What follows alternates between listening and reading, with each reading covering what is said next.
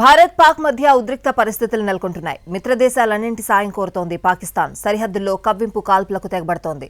Latest గా cyber దాడులకు try చేసింది పాకిస్తాన్. అయితే దాయాదిని అంతర్జాతీయ వేదికలపై ఒంటరి చేస్తున్న భారత్ పాక్కు స్ట్రాంగ్ వార్నింగ్ ఇస్తోంది.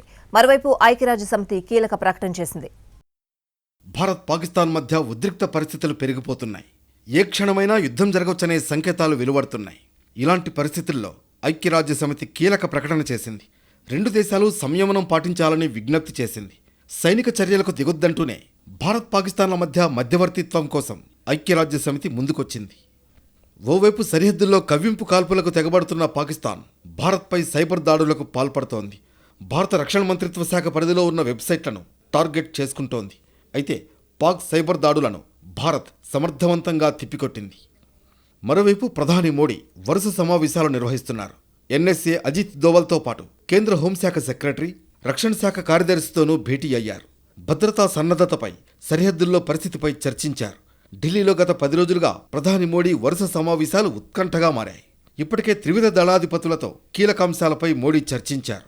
యుద్ధం వస్తే పరిస్థితి ఏంటి, ఎయిర్ ఫోర్స్, నేవీ, ఆర్మీ ఎంతవరకు రెడీగా ఉన్నాయనే అంశాలపై చర్చించారు. ఓవైపు ఉద్రిక్తతలు పెరుగుతుంటే పాక్ తప్పుల్ని ప్రపంచ దేశాల ముందు ఆధారాలతో సహా నిలబెట్టేందుకు భారత్ ప్రయత్నాలు చేస్తోంది. ప్రపంచ దేశాల ముందు పాక్ను ఒంటరిని చేస్తోంది. ఉగ్రవాదానికి వ్యతిరేకంగా ప్రపంచ దేశాల మద్దతు కూడగడుతోంది భారత్. వివిధ దేశాల విదేశాంగ శాఖ మంత్రులతో ఇప్పటికే భారత విదేశాంగ శాఖ మంత్రి జైశంకర్ భేటీ అయ్యారు. పాక్ పాల్పడుతున్న చర్యలను ఎండగడుతూ ఉగ్రవాదానికి వ్యతిరేకంగా పోరాడాలంటూ మద్దతు కోరారు. ఇప్పటికే 25 దేశాలు, G20, గల్ఫ్ దేశాల రాయబారులతో మాట్లాడి పాక్ తీరును ఎండగడుతోంది భారత్.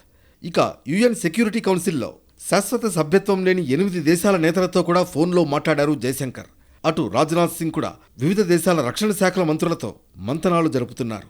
జపాన్ రక్షణ మంత్రి నకటానీతో చర్చలు జరిపారు రాజ్నాథ్ సింగ్. రక్షణ, భద్రత వంటి అంశాలపై చర్చించారు. ఇటీవలే అమెరికా రక్షణ మంత్రితోనూ రాజ్నాథ్ సింగ్ మాట్లాడారు.